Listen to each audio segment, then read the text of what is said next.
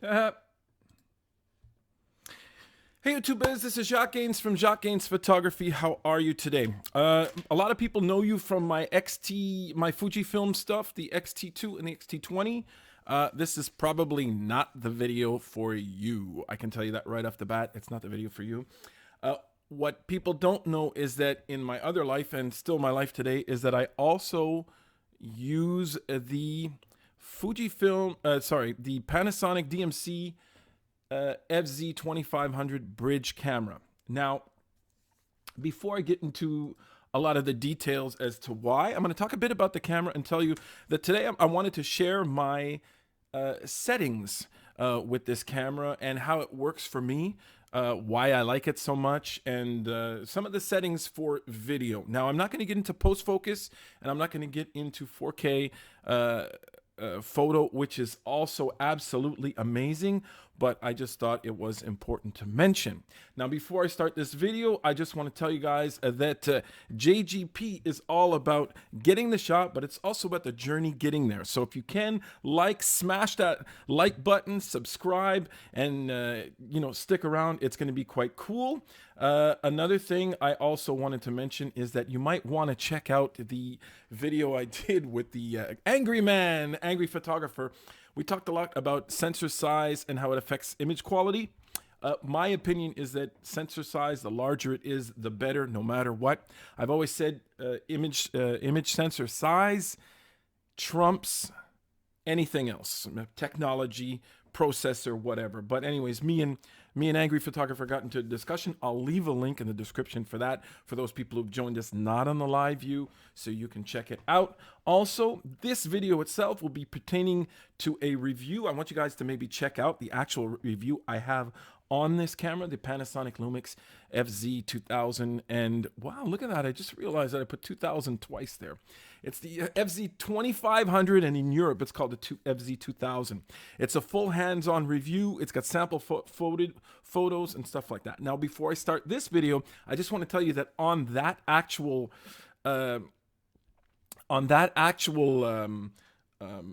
review, my conclusion was the following. For video, just don't even think about it. Go out and get this sucker. It's really great. Now, for photo, it's a different sort of thing. Depending on your workflow, you might want it and you might not want it. I even suggest to maybe go for the Sony RX line instead of this if you're really thinking of doing photo. A lot of the people that I think are going to go for this camera are what I like to call super tourists. So I did mention on that video that if you want to check this out, it might be a good idea to go and check out. If you're somebody who does a lot of tourism, maybe is in retirement, and you need a camera that gives you great quality images and you need that super zoom, this might be a great camera. You have everything in this camera. You have time lapse, 4K photo, you have post focus, you can do macro with it. You can just basically do everything and everything well. The problem with that is that sometimes you get into the jack of all trades, master of none type of thing, and it can lead to things that are not as fun on the camera and that you might not like. But for video, I think anyone even doing a video workflow that needs a B camera, this is the camera for you. I'm going to stop right here because I'm going to lead you guys. I'll leave the link to that review. You got to go check it out. It is really worth it because I got a lot of great comments on the review.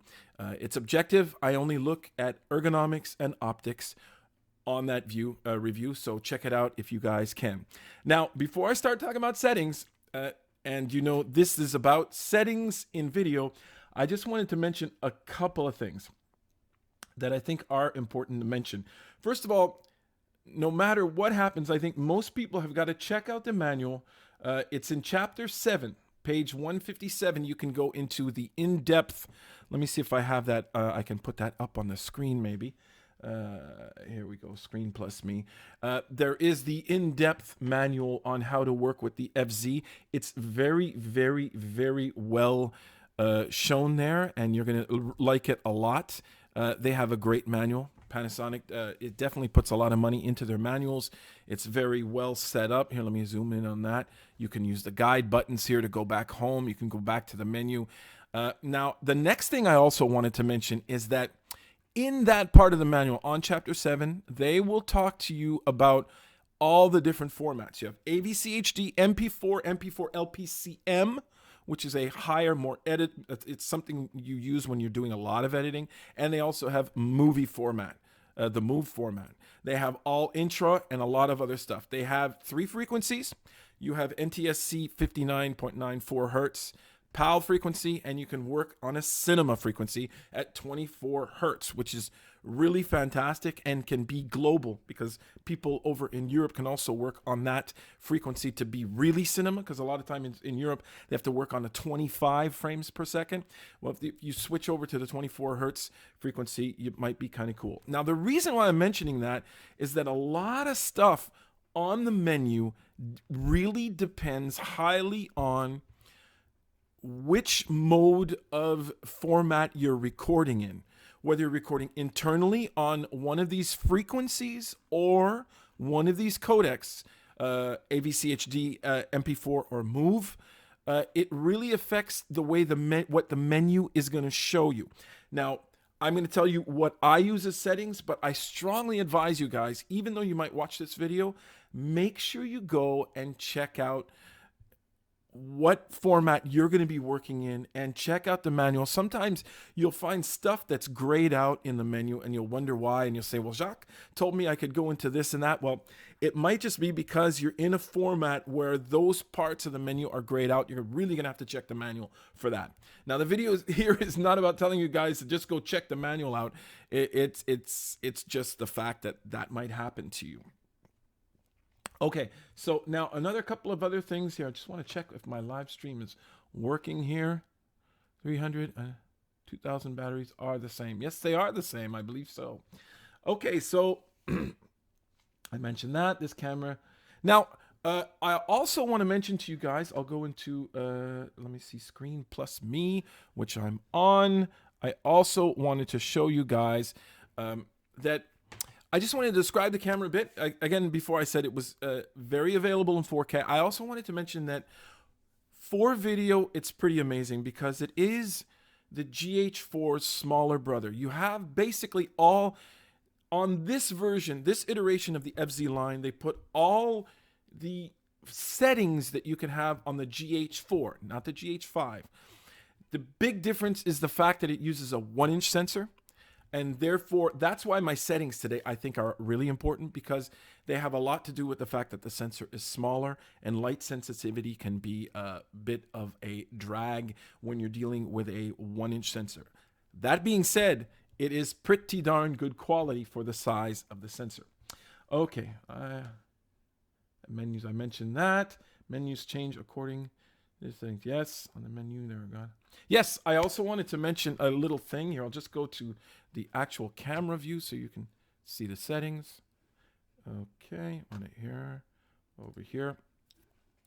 At the top over here, now, I don't know if you can see that, guys, but at the top of every single menu, if I go through these menus, let me just show you how I'm going to do this for now, okay? So at the top of each menu, every time you pick out a menu, remember that there's always that little scrolling thing at the top. At the top of every menu you choose, there's a scroller there. I just want to mention right off the bat, take advantage of that. Make sure that in your settings that is installed, that you have that instant help. It'll really help you out, and it's really quick and a lot of fun to use. So those are the types of things I wanted to mention, and I think it's very important that you keep that within your settings. So now, without further ado, let me pull the camera over here closer to me. I need the view of the outside because I'm going to be doing a couple of settings where we need to use that. Okay, so now I myself, that's another thing I should mention, my personal workflow, and I'm going to go back to just me. Okay, so my personal workflow has a lot to do with using this camera, the FZ2500, as a B cam, and also I need a higher quality of video. I need the highest quality video this thing can offer in 1080p.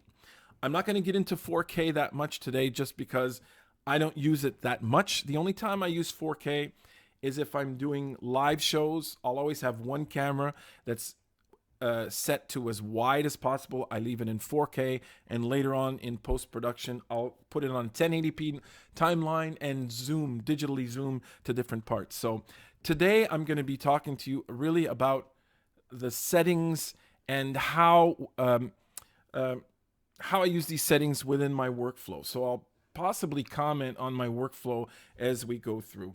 So now the first step, I think, is to definitely get your camera right here. Let me go back to me again here. To get your camera knob over here, the top knob here. I don't know if I can show that. The top knob has to be in movie mode, guys. That's the first step you have to do if you're going to be working with movie settings. The next step over here is to just leave this knob is mostly for photo, so you can really ignore that when you're doing movie stuff. Now let's go back into our settings. So the first thing, as you go into movie mode here, I'll just to show you guys, if I put it into photo mode and I ask for the settings, everything changes. I don't know if you've noticed, but all of a sudden there's a camera at the top here. And it's that's the camera settings for the actual still camera photo shots. So that's something to be noted as well. Now if I go back here, let me go back, and I'm gonna bring this back to video mode. Now I look at the menu, and you see the camera setting. Now you'll see video camera settings, and we've lost the still photo settings at the top. It is so important, guys, that I mentioned that to you a million times. Depending on your settings, your menu will show you different things. That's almost in every camera. I know when I work with Sony, it was that way. When I work with my Canon camera, it's the same way. It's very important to note that, so don't panic when it happens. I got socks here. What, I have socks here? Don't panic when you see that happen. Okay, so now let's go through the settings real quick. Now, first thing I want to go into is photo style. Photo style for me, I keep it at standard. I don't go into crazy stuff. Oh, by the way, I just want to tell you guys, all you people talking to me on the live stream, I am there. I am here with you guys, and I'll try to answer as much as I can, but most likely there'll be a little question period. I will answer all the stuff I read up on the board. Someone asked me here, thoughts on 1-inch sensor compared to prosumer camcorders using 1-inch sensors. Listen, Daryl, I think it's great, but there's a couple of things that I will be talking about here. I think sometimes in low light sensitivity, it can cause some problems, especially this 1-inch sensor. I think you're referring to the AX100 by Sony, which is an excellent prosumer camcorder. It's a tough one. That's a tough call. It's a tough call for a lot of reasons, but we'll get into it later on. Back to the menu. So here I am. I'm in standard. Now here are some of the other settings you can go in. You can go into vivid. I guess you guys should look at the image in the background. Let me do something here though. I just want to open up here so we can get a better view of what we're seeing there. That's my out the window, the view outside. I'll go into manual and I'll just adjust. There you go. Yeah, that's a bit more pleasant to look at, right? Okay, so if I go here into photo style, this is vivid. There's a couple of others. There's natural, monochrome, scenery. You know, it's up to you what you guys want to burn into your video. I don't like to burn anything in. I like to keep this menu set at standard with nothing in it. That's just the way I am. Filter settings, same thing. I keep it at off. I sometimes use the miniature setting when I do time lapse. So if I'm doing a time lapse video, I like to use the miniature setting because it's quite cool to actually do that. Slow quick is now, see right away, I just want to show you, you see slow quick and dolly zoom are off here. The reason why those are off is because of the setting I have for how I set my video record quality, which I'll get into in a second. 4K live cropping, I leave off.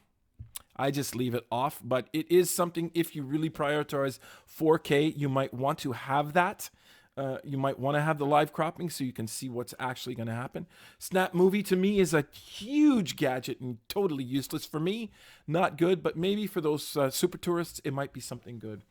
Now, right now I'm in record format Mp4, mostly just to show you guys what my settings are, because I can get an output so that you can see what I'm doing.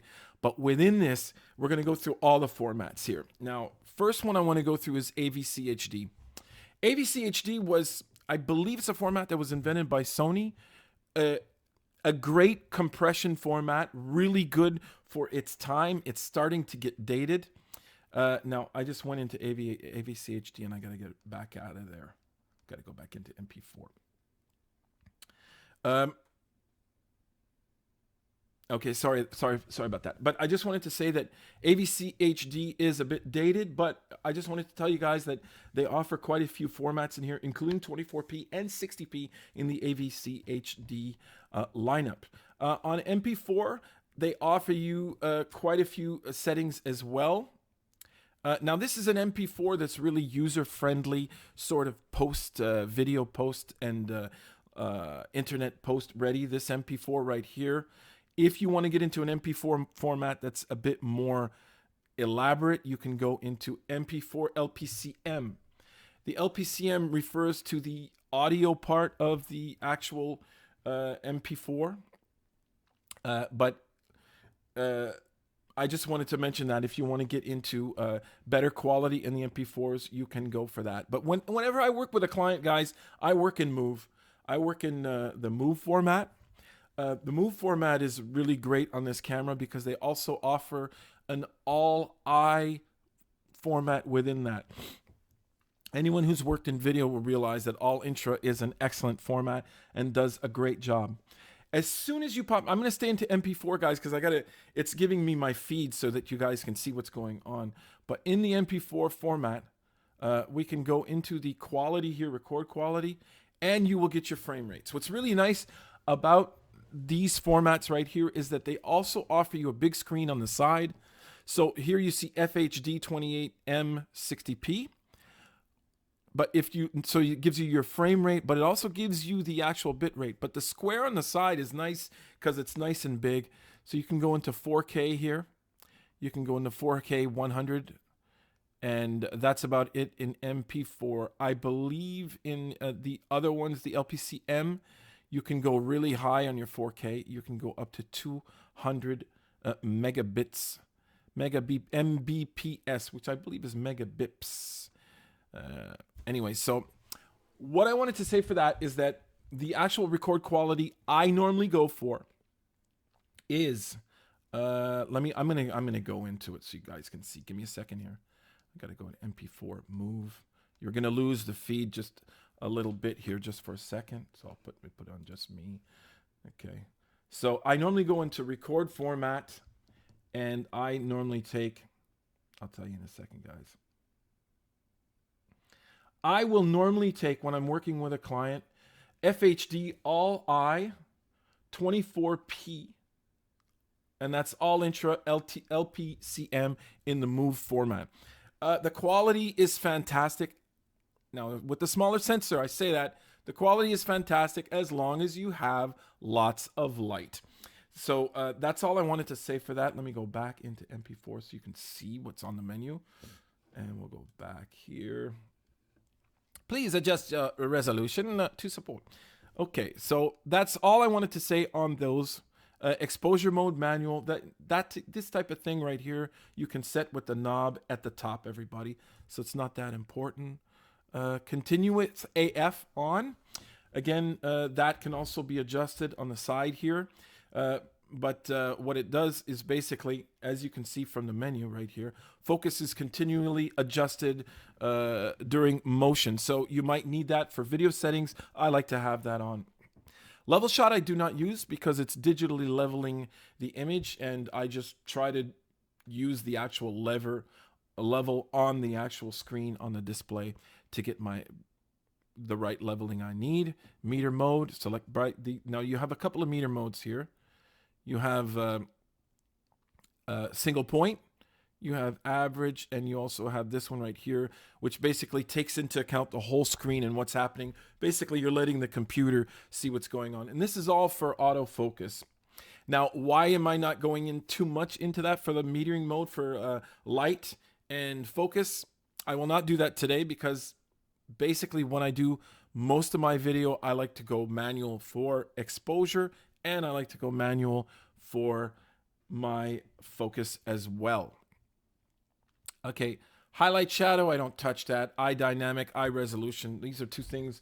They're automatic things, and I think I can deal with them on my own. I don't need to actually have a computer deciding for me what has the best dynamic range and stuff like that. So now diffraction compensation, guys, this is something important for me to mention. And the reason why is that the FZ2500 has quite an extensive problem with lens diffraction. If I were you guys, I'd leave it on auto. Some of you might not agree with this, but I just really think that it is something that you have to put on because there is quite a bit of lens diffraction. Now, what is lens diffraction? I'll try to make it as simple as possible.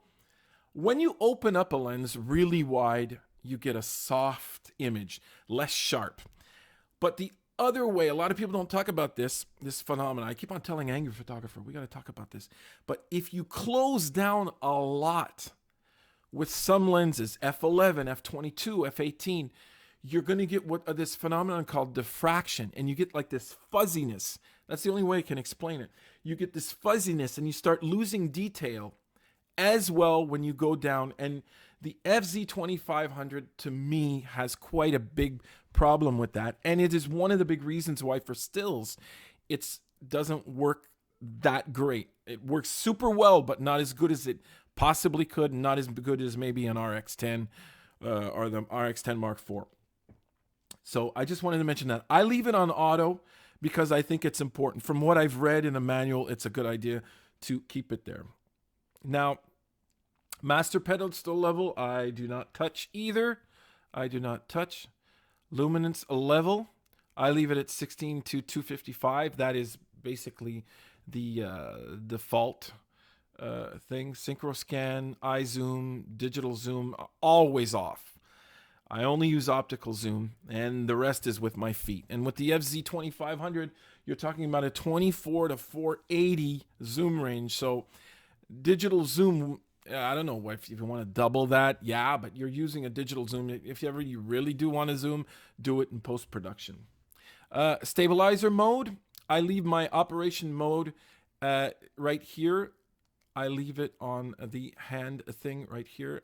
But stabilization video, I put it on so that I get that stabilization. Now, I do not know if that's digital or not. If you guys have any feedback on that, we can talk about it later. That was very loud, what I just did. Okay. HDMI record output. Okay, this one, I think it's a good idea to get into this quite a bit. Now, remember that if you get this camera and you go out and buy an Atomos or some sort of external hard drive recorder that has higher bit rates, you can use the FZ2500 for that. Now, if you go into this, watch this, you're going to freak out because your bit mode can be 422 8-bit or it can be 422 10-bit, guys. Now, I'm not going to go into that right now, but it's just to say that it is an extremely high quality, very editable, very, what can I say? Very gradable and high dynamic range format. So you can, if you decide to record externally, you have to use this setting and make sure that your the HDMI output on this camera going towards your Atomos is at 422 8-bit or 422 10-bit. And if you use 10-bit, you're going to be surprised. The quality is going to be absolutely amazing. You decide whether info display, right now it's on because I want to show you the menu, but you can actually decide to put it off. So if I go here and I go off, there, you don't see it anymore. So, and then put it back on, there you go. 4K down convert. If you are working with 4K and you want to record in 4K, you want to leave this on off. You can down convert to 1080p or whatever you want into the Atomos. But I believe if you do actually decide to actually record in 4K, you're going to want to keep that at off. Now, let me go back here. I think I can go back. Now, I just want, that's one of the reasons why they say this is the little brother of the GH4, because you can get some great quality there. Silent operation might be something that you might want to keep on off, but I mean, if you do weddings and stuff like that, I'm not quite sure what it does on the video side, but I know for photo, it basically goes into electronic shutter. Mic level display. Now, this for me is very, very important. The fact that mic level display is shown is really important. It will show you, like at the bottom of the screen, it'll show you just your mic levels. I do use the earphone to check if anything is peaking or not, but I also use the mic level display as well. Mic level adjust, 0 dB. Yeah, that's fine. You can use that. But when I actually use an external mic, I bring this down. I'm telling you, it goes right down to 1/nothing. So that's it. I just wanted to show you that. I'll put it back at 0 dB. Okay, now let's go down here. I'm going to go mic level limiter. Why do I want to show you that right now? The mic level limiter on this camera is okay. Now, what does a mic level limiter do? It's basically what it is it's a compressor limiter. It takes whatever sound is coming in. If it feels that the sound is about to peak, it will compress the sound to make sure the dynamics are not too strong so that you get a little crackle. Digital crackle is just, digital distortion is just really, really terrible. The other thing is that if the sound is too low, it'll actually sort of expand it. That's why they call it compressor expander. It'll actually boost the sound so that there's, you can hear it. It's more audible. Now, what this does is it makes sure that all the sound can be heard and not heard too loud. But at the same time, it also reduces audio dynamics of your video. So it can sound a bit muddled and stuck together, and it's just not fun. So you might want to use this, for example, if you're just traveling around and you don't want to think and you want to set and forget. Mic level limiter, leave it on. If you're doing something where you have an external mic, put it on off, guys. Put it on off. And once you put it on off, go to your mic level adjust and make sure your mic level is at the right level. So there you go. I just wanted to say that. Now, I film myself a lot when I do my photo shoots. So to me, the mic level limiter I leave on when I do shoots where I'm just filming myself, because I get to set and forget, and I know that the levels will be fine if ever I need the audio to use. Wind noise canceller, I leave it on standard. Wind noise, I mean, you just get it or you don't, you know. The best thing still for wind noise is still those big puffy things you put on the microphone that stops everything.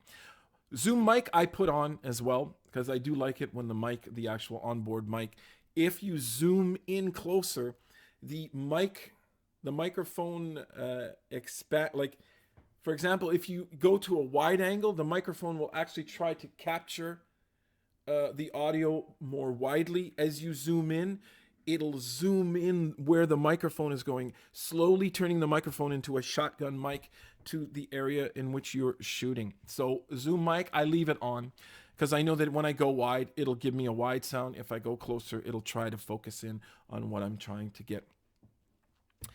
Gain operation depends on what you're used to, guys. If you're used to using dB like most video camera guys use, go for that. If you're a guy who uses a DSLR, use ISO because it's great. You know, it's seconds and ISOs is 1,000th of a second. ISO is the ISO that you use on a normal camera. They're there for you. You can decide what you want.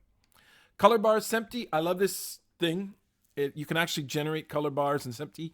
Excellent when you're grading and you want to calibrate your video settings. So there you go. Now this is getting long. I think it's getting long. What am I at right now? 28 minutes. Wow, that's quick.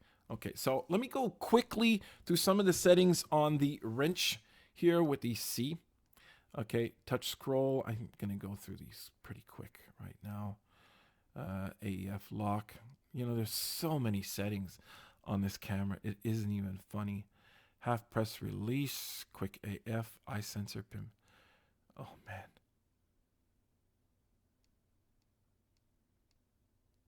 Okay, it's like, yes.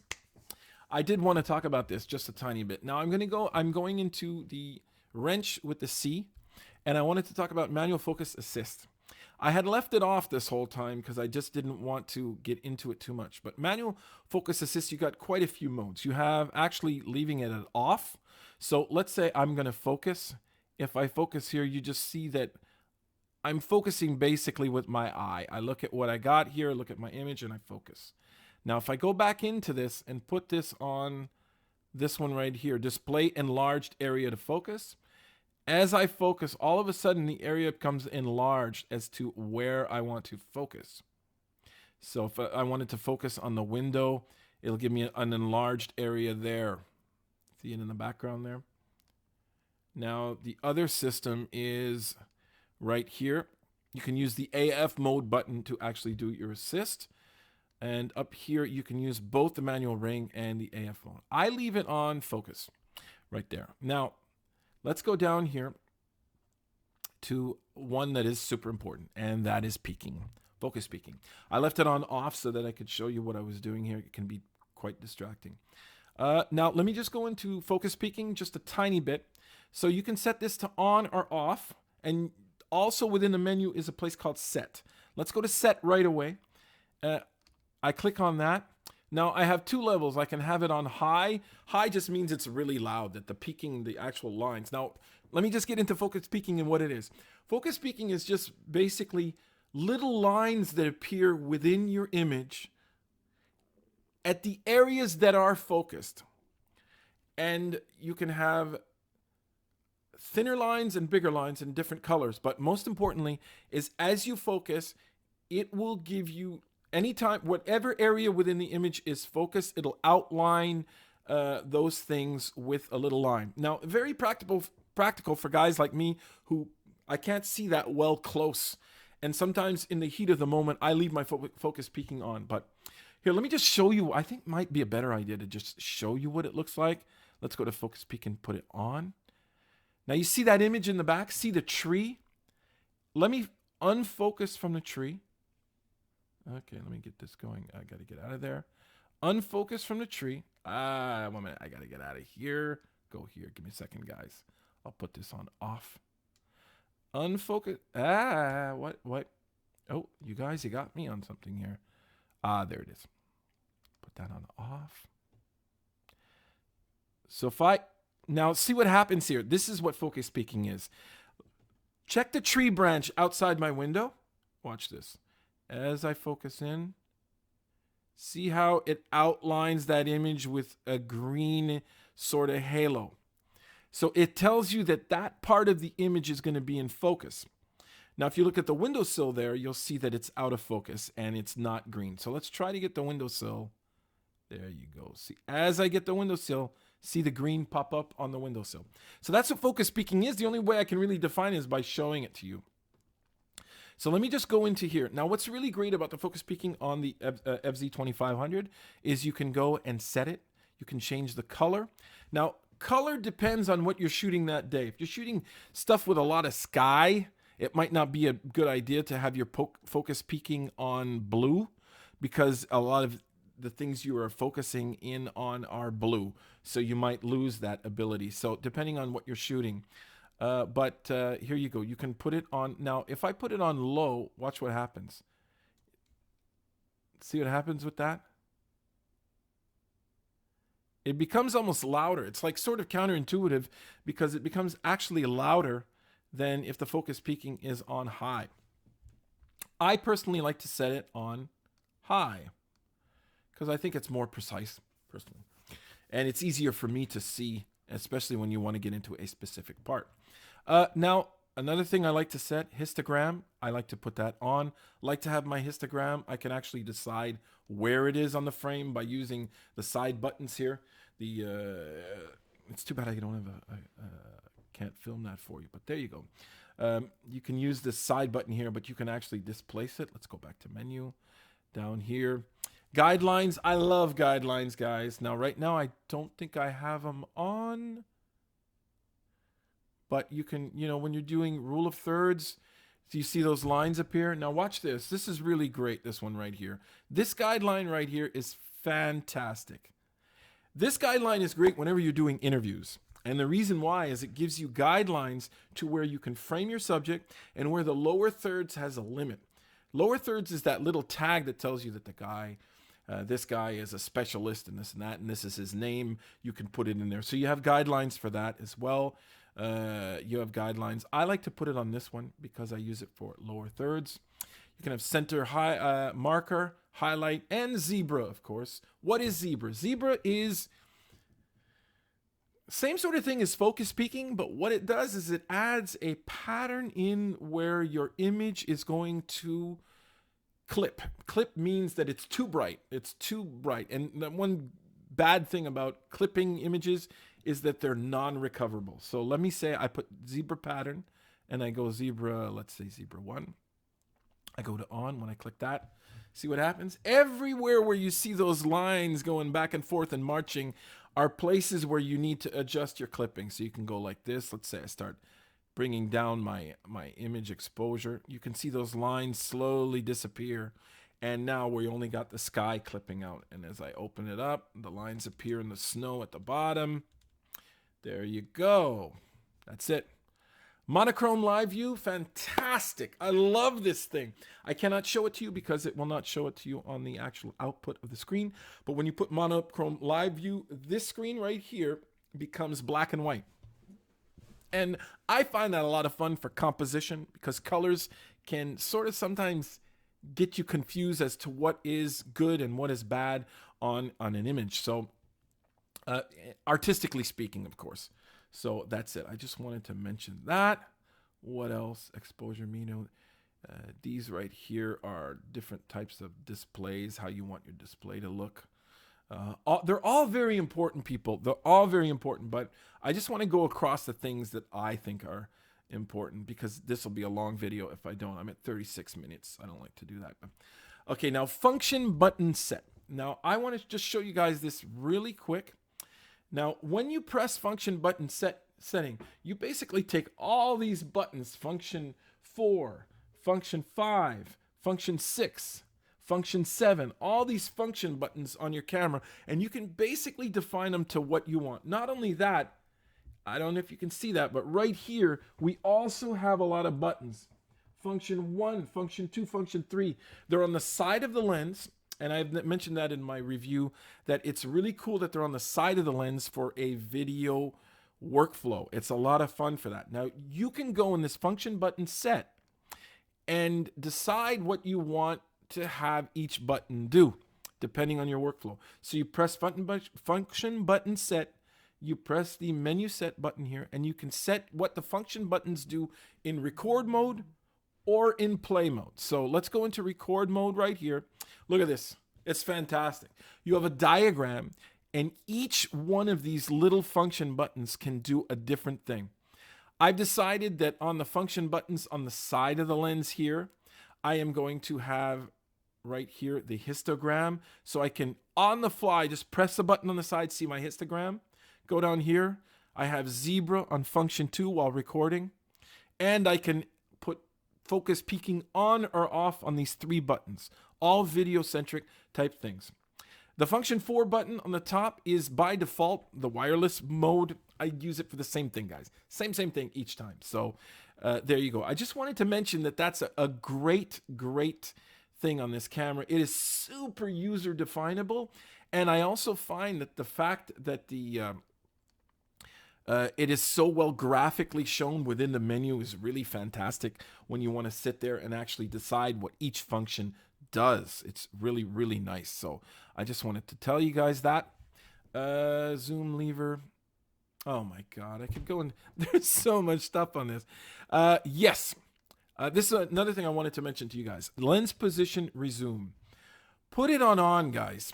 Because let's say you're shooting, and then you shut down the camera, and then you turn it back on. If this is not on, it'll go back to a default setting. So let's say you're zoomed at 100 millimeters and you're shooting. When you shut the camera off and you click it back on, it'll go to a default focal length. Whereas if you have lens position resume on, it'll go back to 100 millimeters. So it's just a bonus to have.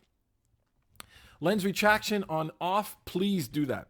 They put this in because they want the lens to retract every time you put it on play, but it just eats up battery when it just eats it up. It's crazy. So I just wanted to say that. Yeah, let me see other stuff in here. That's about, you know what? That's about it, guys, for today. Let me just get, I'm going to go back up here and get rid of zebra, just so it's quite a mess when we see that. So as you can see, there's a lot of settings on this camera, lots and lots of settings. And let's go take off peaking as well, so we can have a nice, there you go. That's a nice image. Yeah, that's really, really nice. So, so guys, that's all I really wanted to say. I just wanted to show you what the camera's about, how it works, and now I just wanted to tell you guys, it's a really good camera. I love it. I love what it does. I'm a big fan of it for video, a bit less of a fan for photo. But if you want to work on a video workflow, and you need to have a B cam, this thing is going to kick ass. If you have a GH4 or a GH5, you cannot ask for better. You cannot ask for better. That's basically all I wanted to say today. Now, I will answer some of the questions right away really quick, and then after that, I'm going to talk to you about a couple of things coming up. Now, thoughts on the sensor? Yes, I hope I answered your question, Daryl, about the sensor and the 1-inch sensor. Now, a lot of people have come to me and sent me emails about that sensor not doing its job when you get into low light. One other setting that you guys should always set in this camera is your ISO. You have to take that ISO and put it at max 1600. You can't go over 1600 with this camera. You just can't. It gets too grainy, gets almost unusable. That being said, you can get a lot of great shots if you meter right and you have good technique. You're not...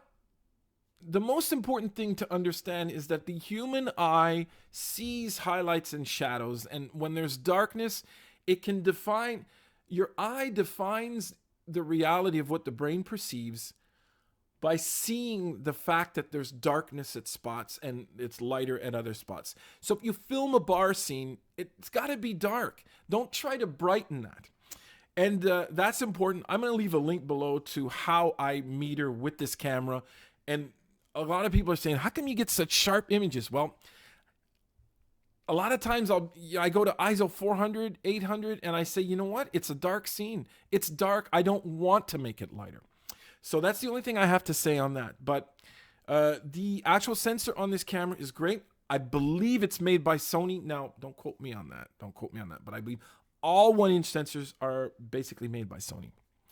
The RX10 I heard is excellent. I know that the AX100 is stunning. And you can also check, I'll leave a link in the channel for my test footage of the AX100 and a couple of reviews. I did some pros and cons on that camera. It is just fantastic. Audio wise, it's unbelievable.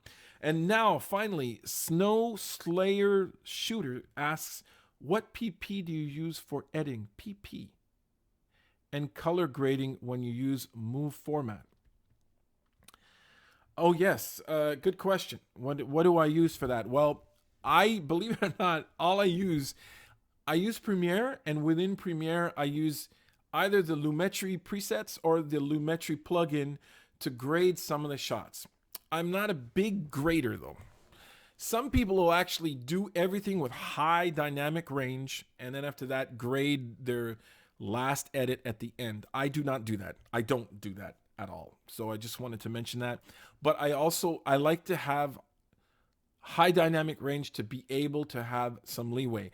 Also remember that with the FZ2500, if you pay $100 more, you can actually get the log profiles for this camera. You can load them up and have the log profiles within the camera and go to another level of quality with this camera. So I just wanted to mention that as well.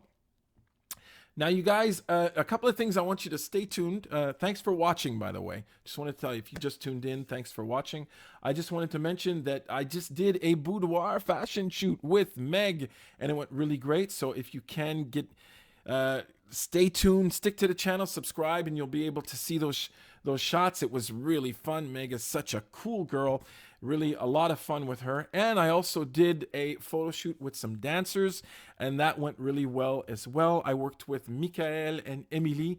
They were two great dancers. I mean, the talent they have is like unbelievable, unbelievable. And it was a lot of fun, and I hope you guys can stay tuned and stick to the channel and see all that stuff.